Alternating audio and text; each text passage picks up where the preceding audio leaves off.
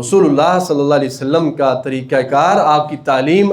اور ترغیب کیا ہے کہ اگر تمہارے ساتھ کوئی بھی کسی طرح کا احسان کرتا ہے اس کے لیے دعا کریں، اس کا پورا پورا بدلہ دیں، بدلہ نہیں دے سکتے دعا کریں، اتنی دعا کریں یقین ہو جائے کہ اللہ نے اس کو جزا دے دی ہے، کیونکہ حدیث پاک میں آتا ہے نبی علیہ الصلوۃ والسلام نے فرمایا من لم یشکر الناس لم یشکر اللہ، اگر کسی نے احسان کیا ہے تو اس کا احسان جو یاد نہیں رکھتا، نبی علیہ السلام نے فرمایا یہ اللہ کا شکر گزار بن ہی نہیں سکتا۔ رسول اللہ صلی اللہ علیہ وسلم حدیث پاک میں آتا ہے جب مکہ سے نکلے مکہ والوں نے جھٹلایا، مکہ سے نکلے طائف کی طرف،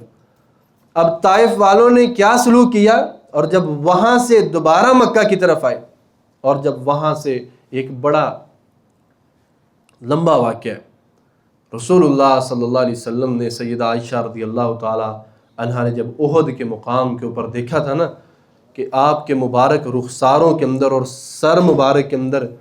جنگی خود کی جو ہے وہ کڑیاں رخساروں میں پیوست ہوئی ہیں، اور صحابی جس نے ان کو اپنے دانتوں سے نکالا اس صحابی کے دانت شہید ہو گئے،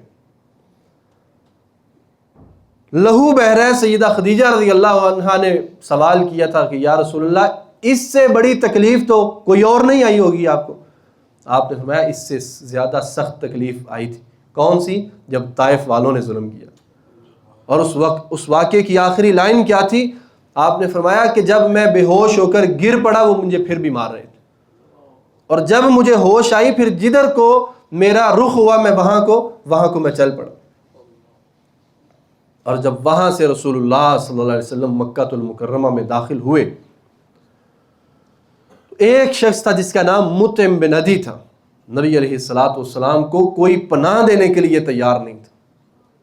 مطعم بن عدی، صحیح بخاری کی حدیث ہے، مطعم بن عدی نے پناہ دی،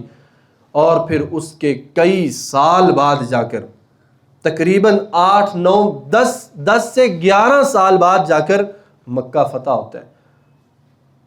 اور جب اسلام کی پہلی جنگ ہوتی ہے جنگ بدر، اور جنگ بدر کے جو قیدی ہیں رسول اللہ صلی اللہ علیہ وسلم نے ان قیدیوں کے بارے میں کیا فرمایا تھا؟ لو کان مطعم بن عدی لحیا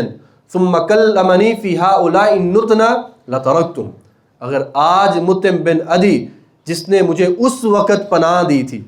اگر آج وہ زندہ ہوتا، ان قیدیوں کے بارے میں 70 قیدیوں کے بارے میں وہ سفارش کرتا، میں ان سب کو آزاد کر دیتا، سب کو چھوڑ دیتا۔ کیوں؟ کیونکہ مطعم بن عدی نے میرے اوپر کیا کیا تھا؟ احسان کیا۔ اللہ کے رسول صلی اللہ علیہ وسلم اپنی پوری حیات طیبہ کے اندر کبھی کسی کا احسان نہیں بھلایا۔